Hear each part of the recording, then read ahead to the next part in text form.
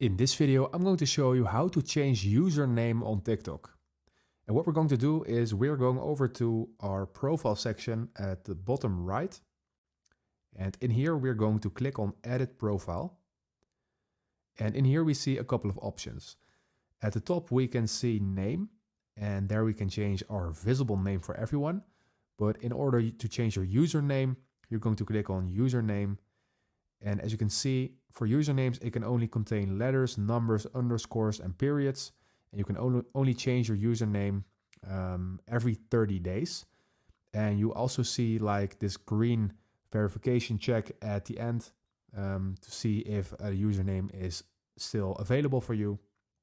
And when you are finished with editing your username, you can click on Save at the top right. And as I already said, you can only do this every 30 days. So when you change it right now, then you need to wait 30 more days to change it again. So that is how the username works. And that is for the username, as I already said. And for the name, it's different. You can change it every 7 days. And here you don't need to have the underscores and stuff like that. So you are more free in choosing your name that's visible to anyone. So that's it for the video, guys. If this video helped you out, please leave a like and consider subscribing, and then I see you in the next one.